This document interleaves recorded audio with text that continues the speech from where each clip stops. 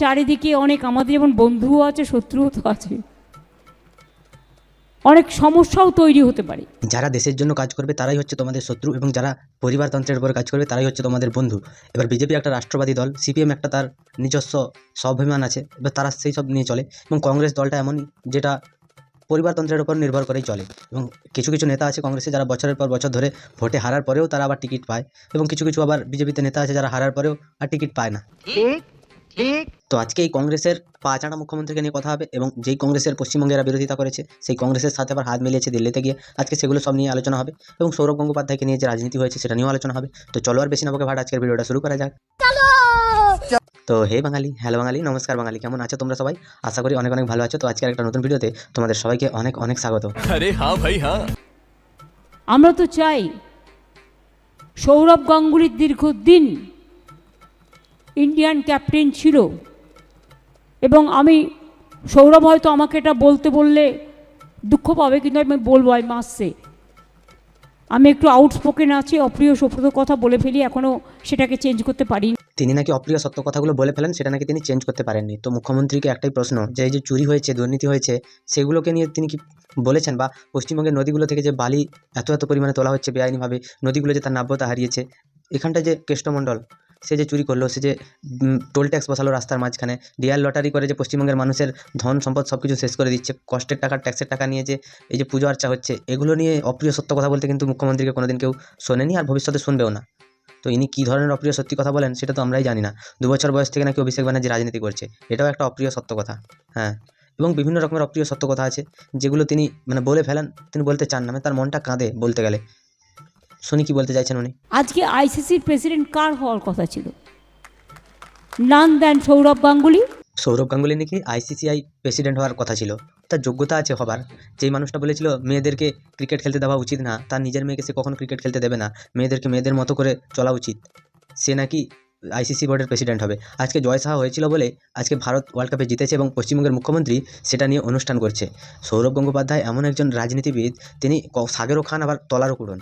শালবনীতে মুখ্যমন্ত্রী মমতা বন্দ্যোপাধ্যায় সৌরভ গঙ্গোপাধ্যায়কে 1 টাকা মূল্যে পুরো জমিটা দিয়ে দিয়েছে 100 বছরের জন্য। তো এখানটা একটা জিনিস বলতে চাইছি মুখ্যমন্ত্রীকে, যে সৌরভ গঙ্গোপাধ্যায় যে কারখানা করার জন্য আপনার থেকে জমি নিয়েছিলেন, সেই কারখানার এখনও ভিত্তিটা স্থাপন হয়েছে তো? সৌরভ গঙ্গোপাধ্যায় কবে থেকে স্টিল ইন্ডাস্ট্রিতে নাম লিখিয়েছেন সেটাই বুঝতে পারছি না। আর একটা কথা বলি, আজকে যে বলছে যে সৌরভ গঙ্গোপাধ্যায়ের আইসিসিআই বোর্ডের প্রেসিডেন্ট হওয়ার কথা ছিল, তো একটা কথা আমি বলতে চাই, যে আপনি তো বলেছিলেন যে রাত 12টার পরে মেয়েদের বেরোনো উচিত না, 8টার পরে মেয়েদের বেরোনো উচিত না, এরকম করে আপনি অনেক সময় অনেক কথা বলেন, এবং আপনি সেই সৌরভ গাঙ্গুলিকে বলছেন সে নাকি ভারতীয় ক্রিকেট বোর্ডের প্রেসিডেন্ট হলে ভালো হতো, বা তার হওয়ার কথা ছিল। তো আপনি একটা কথা বলুন, এই যে রাত্রিবেলা বেরিয়ে গিয়ে মেয়েরা ক্রিকেট খেলে আমাদের দেশে বিশ্বকাপ নিয়ে আসবে, সেটাতে কি আপনি বেরোতে দেবেন মেয়েদেরকে?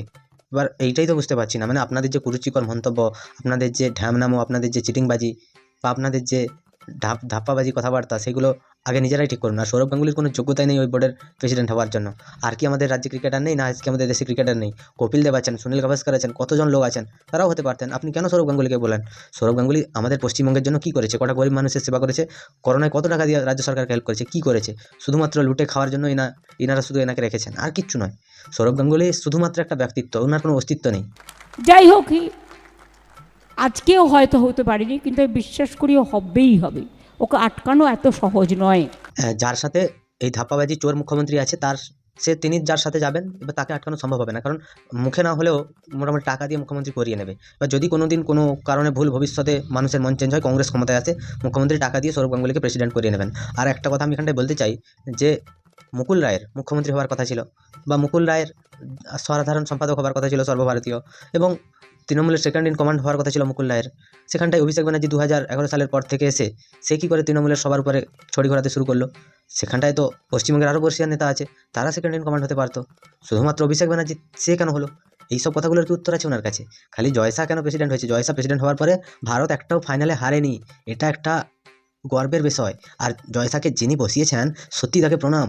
আজকে মহিলা ক্রিকেট আর পুরুষ ক্রিকেট দুটোই সমানভাবে চলছে, নাকি সৌরভ গাঙ্গুলির মতো নিচু মেন্টালিটির মাল এগুলো বলবে আর তোমরা শুনবে? ছি, এই মুখ্যমন্ত্রীর মুখ দেখতেই আমাদের এখন লজ্জা হয়। বাংলার লজ্জা যদি কেউ থেকে থাকে তাহলে এই পশ্চিমবঙ্গের মুখ্যমন্ত্রী। মারনা তেরে কো ডর নেই লাগতা? ক্যালকাটা ইউনিভার্সিটি আর সেন্ট জেভিয়ার্সের তরফ থেকে যখন মমতা বন্দ্যোপাধ্যায়কে ডিলিট দেওয়া হয়েছিল, বঙ্গজ মাকু বিজেপি বিশেষজ্ঞ সংবাদ মাধ্যমের একাংশ তারা এমন ভাবে রব তুলেছিল, ছিচি স্বীকার করেছিল, এ বাবা মমতা বন্দ্যোপাধ্যায়কে ডিলিট, হাহাকার পড়ে গিয়েছিল চতুর্দিকে। আসলে হিংসা কেন সহ্য হবে? সুটবুট পড়া বাবুদের তো হাওয়ায় জুটি পড়া একটা মেয়ে এত বড় সম্মান পাচ্ছে, সহ্য হয়নি। সত্যি তো মমতা বন্দ্যোপাধ্যায়কে কিসের জন্য ডিলিট দিচ্ছে? নারীর যে সম্মান সেটা কি হননের জন্য, নাকি পশ্চিমবঙ্গের মানুষের ট্যাক্সের টাকা চুরি করার জন্য, নাকি পশ্চিমবঙ্গের সরকারের টাকা দিয়ে মন্দির তৈরি করার জন্য, নাকি মানুষের উন্নয়নের টাকা দিয়ে পুজো আর্চা করার জন্য? কিসের জন্য ডিলিটটা দিচ্ছে? পশ্চিমবঙ্গে তোমরা বলবে নারীর ক্ষমতায়ন, কোথায় ক্ষমতায়ন হয়েছে? আজ পর্যন্ত 2011 সালের পর থেকে কটা নারীর চাকরি হয়েছে? সেই আশা, সেই অঙ্গনওয়াড়ি, এই সবই শুধু চাকরি দিয়েছে। আর জাপানের ওই ইউনিভার্সিটি, একটা কথা বলছি, যে ইনাকে যে পুরস্কারটা দিয়েছে তারা হয়তো ইনার আসল রূপটা দেখেনি। এবার ইনাকে কেন পুরস্কার দিতে গেল সেটাই তো বুঝতে পারছি না। পশ্চিমবঙ্গে আরও তো অনেকেই আছেন যারা সমাজসেবামূলক কাজ করেন, যারা রাজনীতির সাথে যুক্ত নেই। তাহলে এই রাজনীতিবিদ মমতা ব্যানার্জি, তাকে কেন পুরস্কারটা দেওয়া হলো? নারীর ক্ষমতায়ন, কিসের ক্ষমতায়ন ভাই? আজকে যেই মানুষটা বলছে রাত 8টার পরে মেয়েদেরকে বেরোতে না, তারা নারীর ক্ষমতায়ন নিয়ে কথা বলে, তারা ডিলিট পায়। যে পুরস্কার দিয়েছে আর যাকে দিয়েছে দুটোই হচ্ছে গাধা। এবার যে পুরস্কারটা দিয়েছে তার কোনো সে একটা প্রাইভেট কলেজের প্রফেসর, এবার তাকে টাকা দিয়ে মোটামুটি এনারা পুরস্কারটা নিয়েই ছেড়েছেন। এনাদের লজ্জা শরম কিছু নেই। ভোটের আগে একটুখানি প্রচারে আসার জন্য এনারা এইসব নাটকবাজি শুরু করেছেন। লজ্জা শরম যদি থেকে থাকতো তাহলে এতটুকু মুখ ফুটিয়ে কথা বলতেন না।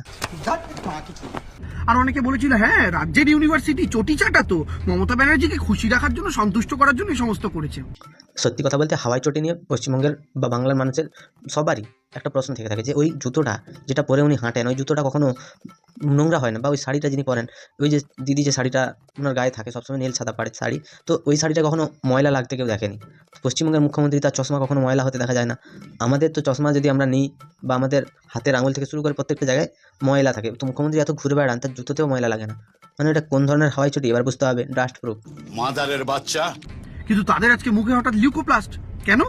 কারণ সুদূর জাপানের ওকাইয়ামা ইউনিভার্সিটি, যেটা আজকে নতুন কোনো ভুইফোর ইউনিভার্সিটি নয়, 1870 সালে স্থাপিত একটা ঐতিহ্যবাহী ইউনিভার্সিটি, তারা মমতা বন্দ্যোপাধ্যায়কে প্রথমে আমন্ত্রণ করে বলেছিলেন দিদি আপনি জাপানে আসুন, আমরা আপনাকে ডিলিট দিতে চাই, সাম্মানিক ডিলিট। দিদি বলেছিল আমার জাপানে যাওয়ার সময় হবে না। তারা বলেছিল আপনার জাপানে যাওয়ার যদি সময় না হয় আমরা কলকাতা এসে আপনার হাতেই সম্মান তুলে দেবো। জিনিস এখানে বুঝতে হবে, জাপানের ওই যে ইউনিভার্সিটি যে ডিলিট দিয়েছে মুখ্যমন্ত্রীকে, সেটা একটা প্রাইভেট ইউনিভার্সিটি। ওটাও প্রাইভেট, একটা প্রাইভেট ইউনিভার্সিটি, সে কলকাতা ইউনিভার্সিটিতে এসে পুরস্কার দিচ্ছে, মানে দুয়ারে ডিলিট মানতেই হবে। মুখ্যমন্ত্রী তিনি দুয়ারে রেশন পৌঁছে দিয়েছেন, দুয়ারে লক্ষ্মীর ভাণ্ডার পৌঁছে দিয়েছেন, সব কিছু দুয়ারেই পৌঁছে দিয়েছেন, দুয়ারে সরকার পর্যন্ত পৌঁছে গেছে। কিন্তু একটা জিনিস ভাবতে হবে যে ডিলিটটাও তাকে দেওয়ার জন্য ডেকেছিল, কিন্তু তিনি যাননি। এবার একটা জিনিস হচ্ছে কি, তিনি যাননি কারণ তার মান সম্মানে লাগবে এই জন্যই। তো আসলে তিনি পাওয়ারই যোগ্য নন, তো যাবেন কি করে? সে যাই হোক, সেটা বড় কথা নয়। কিন্তু একটা কথা আমার এখানটায় খুব মনে হচ্ছে যে ডিলিটটা যে দেওয়া হয় ওইটা কোন কারণে দেওয়া হয়? বা এত বড় যে একটা সম্মান, এই সম্মানের কি কোনো দাম আছে না কিছু নেই? তো এই রকম মুখ্যমন্ত্রী যে নারীদেরকে তুচ্ছ মনে করে, একটা নারীর সাথে অত্যাচারের ঘটনা ঘটলে বলে তার বয়ফ্রেন্ড ছিল, আবার ওই নারীর অত্যাচারিত হলে তাকে বলবে যে তোমার সমস্যা ছিল, তোমার মানসিক প্রবলেম ছিল, এবং বিভিন্ন রকমভাবে শুধুমাত্র নারীরই দোষ দিয়ে যায়। এই মুখ্যমন্ত্রী তার নাকি ডিলিট পাওয়ার যোগ্যতা আছে, যে দিয়েছে সত্যি সে একটা মাকু, আর অন্য কিছু নয়। আচ্ছা জাপানও চটি চাটা, ওকাইয়ামাও চটি চাটা। আচ্ছা আমার একটা কথা বলুন তো, ভারতবর্ষের একমাত্র পলিটিশিয়ান হিসেবে মমতা বন্দ্যোপাধ্যায় কেন এই সাম্মানিক ডিলিট পেলেন? ভারতবর্ষতে এত পলিটিশিয়ান আছে, পররাষ্ট্রনীতি কেন্দ্রীয় সরকারের দপ্তর। যদি জাপানকে সম্পর্ক মজবুত করতে হয়, সে দেশ হিসাবে ভারতের সাথে সম্পর্ক মজবুত করবে, তাহলে ভারতের প্রধানমন্ত্রীকে সাম্মানিক ডিলিট দিত। যে ডিলিট নিয়ে এত বড় বড় কথা বলছে আমাদের মুখ্যমন্ত্রী মমতা ব্যানার্জি, যে ডিলিট নিয়ে এত লাফালাফি করছে বা তার চটি চাটা ভক্তরা এত কথা বলছে, তারা হয়তো জানে না যে ভারতবর্ষের প্রধানমন্ত্রী নরেন্দ্র মোদী শুধুমাত্র ডিলিট নয়, তিনি 97টা দেশের সর্বোচ্চ সম্মান পেয়েছেন। সেটাও পশ্চিমবঙ্গের চটি চাটা দেবাংশুকে বুঝতে হবে যে সর্বোচ্চ সম্মান ওনাদের দেশের, ওটা কোনো একটা ডিলিট, একটা যে উপাধি সেটা নয়। পশ্চিমবঙ্গের মুখ্যমন্ত্রীর শিক্ষাগত যোগ্যতা নিয়েও তো মানুষের মনে অনেক সংশয় আছে, কারণ তিনি www.www.ডট এগুলো রকম ওয়েবসাইটের কথা বলেন। বিজ্ঞানকে তিনি একটা আলাদা পর্যায়ে নিয়ে যেতে চেয়েছিলেন। এবার মুখ্যমন্ত্রী মমতা ব্যানার্জি তার যে শিক্ষা, সত্যি এটা ভাবলেই বুকে কাঁটা দিয়ে ওঠে। 30টা রাজ্যের মধ্যে একটা ক্ষুদ্র রাজ্যের মুখ্যমন্ত্রীকে এই পুরস্কারটা তারা দিল, এই সাম্মানিক ডিলিটটা তারা দিল কেন? পশ্চিমবঙ্গের মুখ্যমন্ত্রীকে খুশি করে তাদের কি পাওয়ার আছে? এই ঝাটুলালরা সবসময় সব কিছুতে প্রধানমন্ত্রীকে টেনে আনে। তো এই ঝাটুলালদের উদ্দেশ্যে একটা কথাই বলতে চাই, যে এরা যদি মানুষের মতো মানুষ হয়ে পশ্চিমবঙ্গে কিছু করতে চাইতো তাহলে অন্তত তৃণমূলটা জয়েন করতো না। আর সম্পর্ক মজবুত করার কথা, ভারত জাপানের সম্পর্ক মজবুত করার কোনো প্রয়োজন নেই। আর পর্যন্ত ভারত কোনোদিন জাপানের বিরুদ্ধে যায়নি, বা জাপান কোনোদিন ভারতের বিরুদ্ধে যায়নি। সম্পর্ক আবার মজবুত করার কি আছে? জাপান আমাদের দুটো বুলেট ট্রেন উপহারে দিচ্ছে, যেটা পশ্চিমবঙ্গের দেবাংশু চটি চাটা সে তো জানেই না। তো জাপান আবার নতুন করে সম্পর্ক কেন মজবুত করতে যাবে? এবার এই যে ডিগ্রিগুলো, এগুলো কেনা যায় টাকা দিয়ে। আর অভিষেক ব্যানার্জির নাম যে গোল্ডেন বুক অফ ওয়ার্ল্ড রেকর্ডসে উঠেছিল, এবার সেই যে তোমাদের দলের যে যুব কংগ্রেসের তৃণমূল কংগ্রেসের সভাপতি আছে না, ওই যে মোটাটা, ও বলেছিল একটা রেকর্ড হতে যাচ্ছে। এবারে ওই রেকর্ডটা পশ্চিমবঙ্গে বিভিন্ন নিউজ চ্যানেল খুলে দিয়েছে যে ওই রকমভাবে কোনো ওয়েবসাইট নেই, ওটা সম্পূর্ণ ভুয়ো। এবার ভুয়ো জিনিস নিয়ে তোমাদের যে অনেক উৎসাহ বা তোমাদের মনে যে অনেক আশা আছে বা তোমরা যে অনেক গর্ব করো ওই ভুয়ো জিনিস নিয়ে, সেটা আমরা ভালো করেই জানি। মানুষের মতো মানুষ হতে গেলে সবসময় সত্যি কথা বলতে হবে। তুমি যদি মিথ্যার আশ্রয় নাও তাহলে তুমি গাধার চলে যাবে। তোমাদের এই খ্যাপাংশুকে নিয়ে কী মতামত তোমরা আমায় কমেন্টে জানিও। আর মুখ্যমন্ত্রীর মতামতের তোমরা যদি সমর্থন করো তাও কমেন্টে জানিও। যদি ভিডিওটা ভালো লাগে তাহলে লাইক করো, কমেন্ট করো, শেয়ার করো, সাবস্ক্রাইব করো, পাশে থাকা বেল আইকনটা প্রেস করতে একদম ভুলবে না। সবাই ভালো থেকো, সুস্থ থেকো, সাবধানে থেকো আর দেখতে থাকো বাংলার কোণ এবার।